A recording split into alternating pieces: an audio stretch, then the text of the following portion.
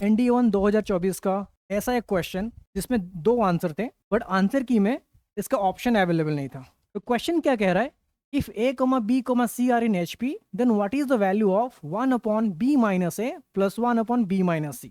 ठीक है, तो यहाँ पे ये कह रहा है कि अगर A, B, C HP में है तो 1/A, 1/B, 1/C AP में होंगे। अगर ये AP में होंगे then 2/B equals to 1/A plus 1/C। ठीक है, दोबारा इस पॉइंट पे आते हैं, पहले इस क्वेश्चन को देखते हैं। यहाँ पे क्या दे रखा है, अगर मैं इसको एलसीएम लूँ, क्वेश्चन क्या है, 1/B - A plus 1/B - C। अगर मैं इसका एलसीएम लूँ तो ये कुछ इस तरह होगा, B² minus B times A plus C plus AC, और न्यूमरेटर हो जाएगा 2B minus A plus C। ठीक है, अब यहाँ पे क्या कर सकते हैं हम, यहाँ पे क्या कर सकते हैं, B को एज इट इज रखो, A प्लस C के वैल्यू आप यहाँ से निकाल सकते हो। जो A प्लस C के वैल्यू होगा, अगर फर्दर इसको आप सॉल्व करते हो, 2/B equals to A plus C upon AC हो जाएगा। Then A plus C, then A plus C equals to 2AC 2AC upon B हो जाएगा। तो A प्लस C के वैल्यू आप यहाँ पे पुट कर दो, तो ये होगा 2B minus A plus C equal to 2AC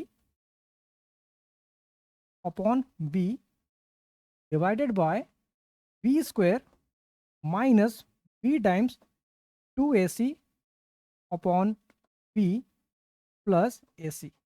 ठीक है, अगर आप इसको सॉल्व करोगे तो ये क्या होगा, 2 बाहर आ जाएगा, तो ये होगा B² minus AC by B divided by, अब इसको सॉल्व करोगे तो B कैंसिल यहाँ पे हो जाएगा, और ये आपका हो जाएगा B² माइनस AC। ठीक है, तो B² माइनस AC कैंसिल हो जाएगा, तो ये आपका होगा 2/B। तो बहुत सारे बच्चों का क्या होगा, ये ऑप्शन आपका फर्स्ट अटेम्प्ट में ही आया होगा कि जो इसका आंसर है ऑप्शन ए 2/B। तो मैंने स्टार्टिंग में आपको मैंने ये चीज कहा था कि मैंने जब ये स्टेटमेंट जब मैं लिख रहा था तो मैंने आपको ये कहा था, दोबारा मैं इस पे आऊंगा। अब यही चीज देखो, 2/B equals to 1/A plus 1/C भी तो है, तो इसका और भी एक ऑप्शन हो सकता है कि 2/B is equivalent to 1/A plus 1/C, जो कि हमारा सेकेंड ऑप्शन भी है। ठीक है, तो इस क्वेश्चन का जो आंसर होगा बोथ 1 और 2 आर करेक्ट होना चाहिए, बट ऐसा ऑप्शन आपको आंसर की के अंदर है नहीं। First option is only 1 is correct, second option is only 2 is correct, third option is 3 is correct, and fourth option is 1 और 2 और 3 तीनों करेक्ट होना चाहिए। बट इसमें क्या होगा, आपका यही 2 ऑप्शन ही है जो इसका आंसर्स हैं, बट ऐसा ऑप्शन आपका है नहीं यहाँ पे। तो प्रॉब्लम क्या होती है, ऐसे बच्चों के साथ ऐसे क्या होता है, जब ये आप क्वेश्चंस को करोगे, ठीक है, तो आप किसी बच्चे का फर्स्ट ऑप्शन आया होगा, किसी बच्चे का सेकंड ऑप्शन आया होगा, ठीक है, थर्ड ऑप्शन चेक करो, थर्ड ऑप्शन आएगा ही नहीं। तो इसमें क्या होता है, बच्चों का बहुत टाइम वेस्ट होता है, इसीलिए क्योंकि आपके पास 2 ऑप्शन होंगे और आप उसी में उलझ जाओगे कि कौन सा ऑप्शन इसमें सही है, क्योंकि आंसर की में आपका ऐसा ऑप्शन है नहीं। तो इससे क्या होता है, आपका बहुत ज़्यादा समय टाइम वेस्ट होता है। तो इससे क्या होता है कि आपके आगे जो क्वेश्चंस होंगे वो सारे आपके छूट जाते हैं, तो आप कम से कम क्वेश्चन को आप अटेम्प्ट कर पाते हो।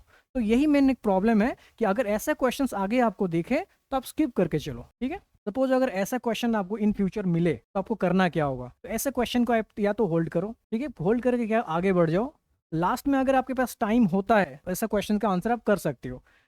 ठीक है, क्योंकि इससे क्या होता है कि आपके पास लिमिटेड टाइम होता है, और लिमिटेड टाइम में अगर ऐसे क्वेश्चन में आप उलझ गए तो बाकी के सारे क्वेश्चन छूट जाते हैं।